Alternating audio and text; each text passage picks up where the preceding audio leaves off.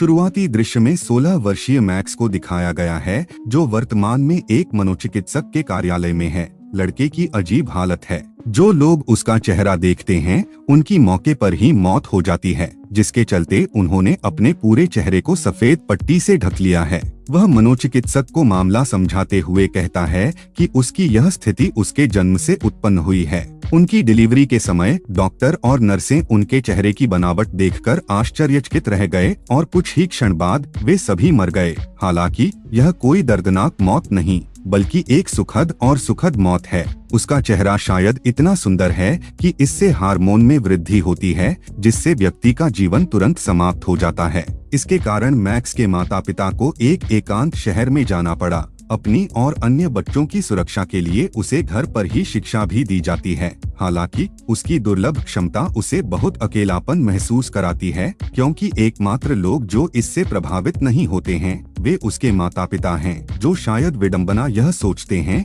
कि वह एक पैर की तरह दिखता है। मनोचिकित्सक को उसकी कहानी पर विश्वास नहीं होता, इसलिए वह लड़के से अपना धूप का चश्मा और पट्टी हटाने के लिए कहता है। और जैसे ही मैक्स ऐसा करता है, उसकी मृत्यु हो जाती है। कुछ ही समय बाद पुलिस आती है, लेकिन वे केवल अपना चेहरा उजागर करने के लिए लड़के को गिरफ्तार नहीं कर सकते। परिणामस्वरूप उसे हमेशा की तरह बिना किसी परेशानी के रिहा कर दिया गया। घर वापस आकर मैक्स से उसका एकमात्र दोस्त डैन मिलने आता है। साथ में दोपहर का भोजन करते समय मैक्स के माता पिता ने डैन को मैक्स के लिए कुछ डेटिंग एप्स के लिए साइन अप करने के लिए कहा, ताकि वह हर दिन घर के अंदर रहने के बजाय बाहर जाना शुरू कर सके। डेटिंग एप्स इसमें मदद नहीं करेंगे। डेटिंग एप्स बकवास हैं। बाद में मैक्स ने अपने दोस्त से उसे ईंट से मारने और उसका चेहरा खराब करने के लिए कहा, जिससे उसकी हालत खराब हो सकती थी। हालांकि डैन का दावा है कि यह प्रभावी नहीं होगा। उसे याद दिलाया कि कैसे उन्होंने पहले हथौड़े से ऐसा करने की कोशिश की थी।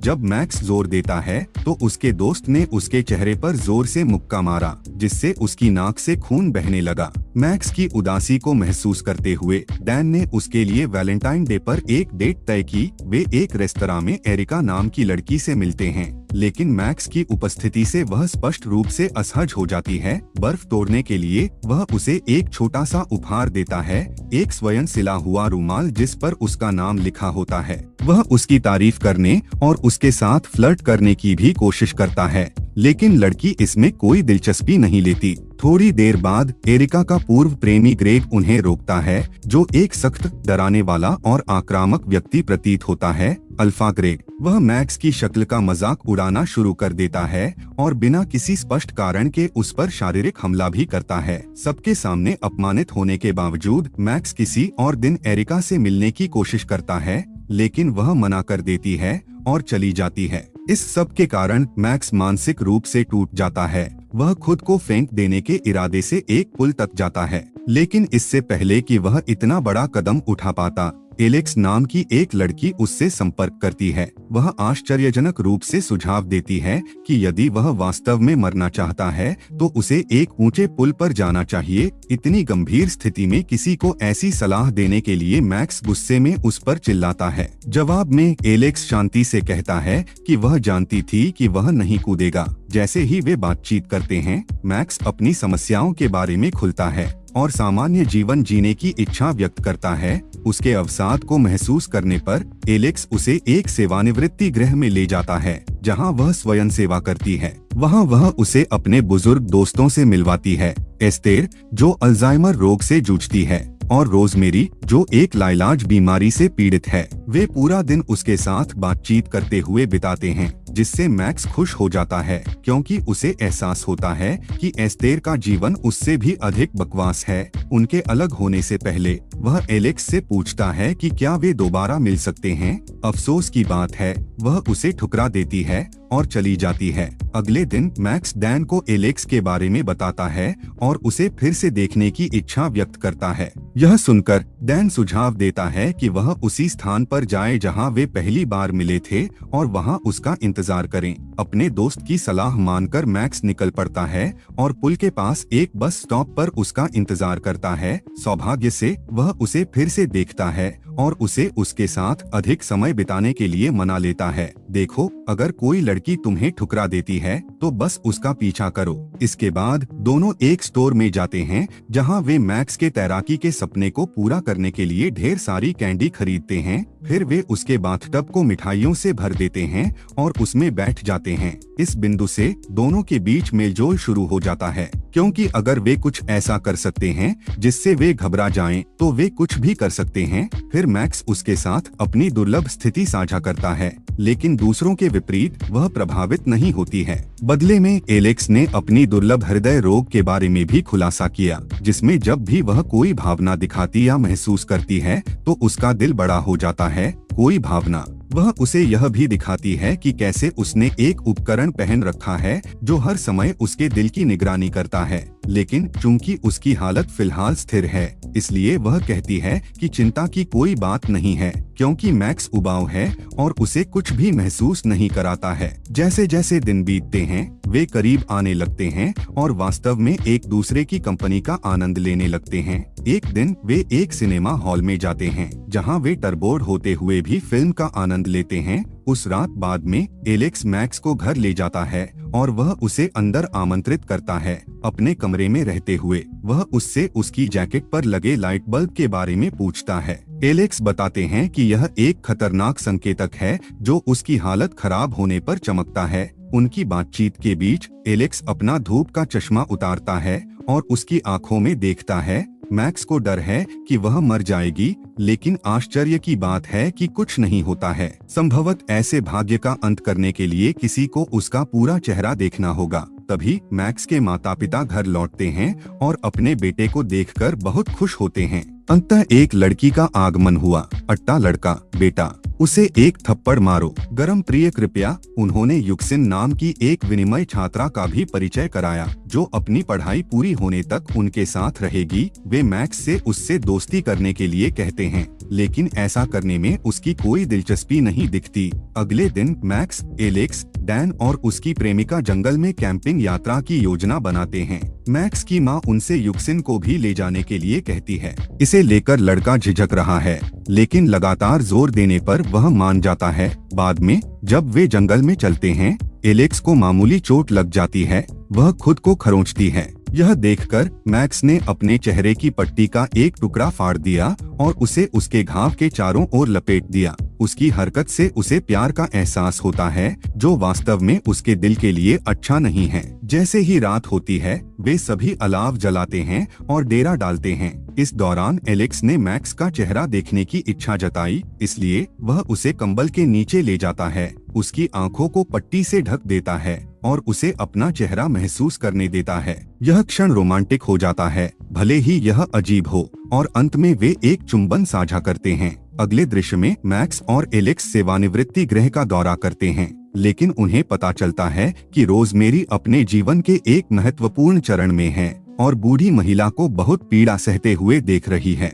एलेक्स अपने आंसुओं को रोकने में असमर्थ है, जो फिर से उसके स्वास्थ्य के लिए बुरा है। परिणामस्वरूप वह कमरे से बाहर चली जाती है। उसके पीछे मैक्स भी आता है। तब एलेक्स ने खुलासा किया कि रोजमेरी पीड़ित है। वे बहुत पीड़ा झेल रहे हैं और नर्सिंग होम उसे कई चिकित्सा उपकरणों पर रखकर उसे बचाने की पूरी कोशिश कर रहा है, जो उसे और भी अधिक यातना देते हैं। इसके कारण वह उससे अपने चेहरे की पट्टी हटाने और रोजमेरी को अपना चेहरा दिखाने का अनुरोध करती है। इस तरह बुढ़िया को इतना कष्ट नहीं उठाना पड़ेगा और वह शांति से मर सकेगी। कृपया मैक्स, मेरे लिए इस बूढ़ी औरत को मार डालो अपने चेहरे के साथ। मैक्स शुरू में झिझका, लेकिन सोचने के बाद सहमत हो गया। आघात या कोई आघात नहीं। फिर वह वार्ड रूम में जाता है और अपना चेहरा दिखाता है, जिससे वह मर जाती है। आनंद से समय बीतता है और मैक्स और एलेक्स के बीच का रिश्ता और भी गहरा होता जाता है। हालांकि चीजें अंततः बदलने लगती हैं, क्योंकि एलेक्स उसके संदेशों और फोन कॉलों का जवाब देना बंद कर देता है। कुछ दिनों के बाद चिंतित मैक्स उसके घर जाने का फैसला करता है।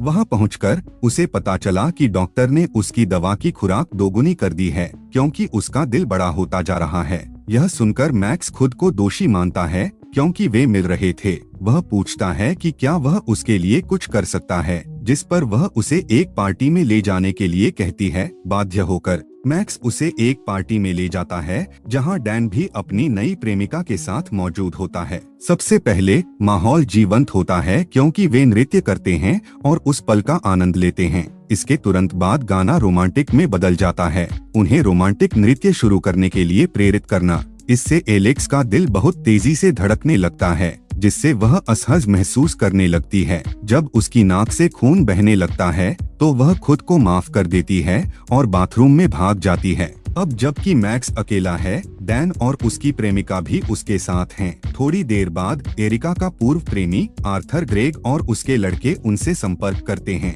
एक बार फिर आक्रामक आदमी मैक्स को धमकाता है और यहाँ तक कि उसके चेहरे का मुखौटा हटाने तक चला जाता है। डैन की प्रेमिका उसका चेहरा देख लेती है, जिससे उसकी आंखों में आंसू आ जाते हैं। दुखद निधन। कुछ ही समय बाद पुलिस घटनास्थल पर पहुंचती है और मैक्स को गिरफ्तार कर लेती है। पुलिस की गाड़ी की ओर चलते समय मैक्स ने देखा कि एलेक्स को एम्बुलेंस में ले जाया जा रहा है, क्योंकि ऐसा लगता है कि उसका स्वास्थ्य बुरी तरह बिगड़ गया है। लानत है, फिर भी डैन की प्रेमिका की परवाह किसे है। एक दिन जेल में बिताने के बाद मैक्स को किसी तरह जमानत मिल गई और वह अपने प्रेमी को देखने के लिए अस्पताल भागता है। वहाँ उसे पता चला कि एलेक्स हमेशा मरने वाला था।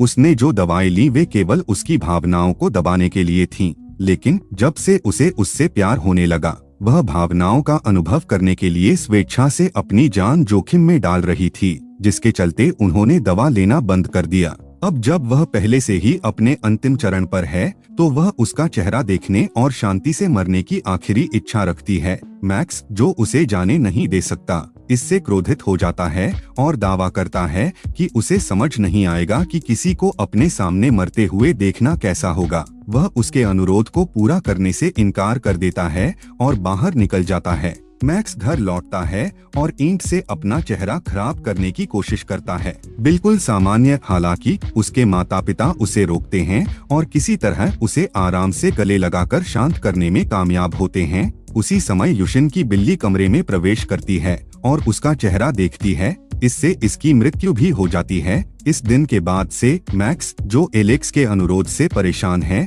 उससे मिलना बंद कर देता है और उसके कॉल या टेक्स्ट का जवाब भी नहीं देता है। एक दिन मैक्स डैन से मिलता है और उसे अपने जीवन में होने वाली हर चीज के बारे में बताता है। हालांकि उसे अब भी अपनी प्रेमिका की हत्या की कोई परवाह नहीं है। वह एलेक्स की गंभीर स्थिति और उसके अनुरोध के बारे में बताता है। यह सुनकर डैन को समझ नहीं आता कि वह बीमार है। यह जानते हुए भी वह उसे नजरअंदाज क्यों कर रहा है। वह उसे उसके साथ रहने के लिए कहता है, यह इंगित करते हुए कि वह उसे अलविदा कहने का मौका भी खो सकता है। उनकी बातों का सही असर होता दिख रहा है और अंततः वह उससे मिलने का फैसला करता है। अगले दिन मैक्स अस्पताल जाता है और एलेक्स के वार्डरूम को अपनी सभी हस्तनिर्मित कृतियों से सजाना शुरू कर देता है। वह उससे दूर रहने के लिए माफी भी मांगता है और स्वीकार करता है कि वह उसे खोने की संभावना का सामना करने के लिए तैयार नहीं था। अब जब वह उसके दर्द को समझता है, तो वह अंततः उसके पहले अनुरोध को पूरा करने के लिए सहमत हो जाता है।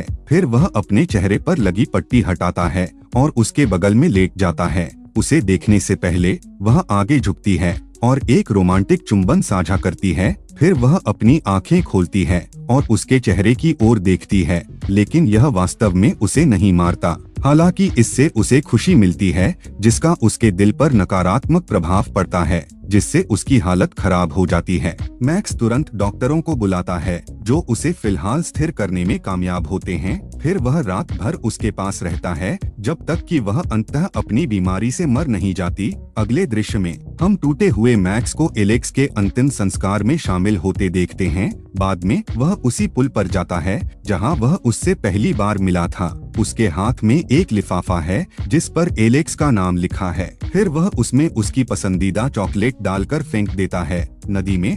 वह बिल्कुल अच्छी चॉकलेट थी। कुछ दिनों बाद मैक्स की हत्या के आरोप को अदालत ने हटा दिया, क्योंकि फोरेंसिक सबूत साबित करते हैं कि डैन की प्रेमिका की प्राकृतिक मौत हुई थी। धीरे धीरे ठीक होने पर मैक्स का जीवन एक सकारात्मक मोड़ लेना शुरू कर देता है और भयानक भावनाएं धीरे धीरे खत्म हो जाती हैं। एलेक्स को सम्मानित करने के लिए वह समय समय पर रिटायरमेंट होम जाता है और एस्तेर के साथ समय बिताता है। आखिरकार मैक्स को अपनी अद्वितीय क्षमता का उपयोग करने का सही तरीका मिल जाता है। वह उन लोगों को इच्छामृत्यु देता है जो इसका अनुरोध करते हैं, ताकि वे उसका चेहरा देख सकें और खुशी और शांति से मर सकें। यह बहुत अंधेरा है। फिल्म समाप्त होती है जब मैक्स बताता है कि उसने एलेक्स से जो सबसे महत्वपूर्ण बात सीखी वह यह है कि उसका चेहरा उन लोगों के लिए घातक नहीं है जो उससे बिना शर्त प्यार करते हैं। दोस्तों, ये थी हमारी आज की वीडियो आपको कैसी लगी हमें कमेंट करके जरूर बताएं। मिलते हैं अगली वीडियो में, तब तक के लिए अपना ख्याल रखें। देखने के लिए शुक्रिया।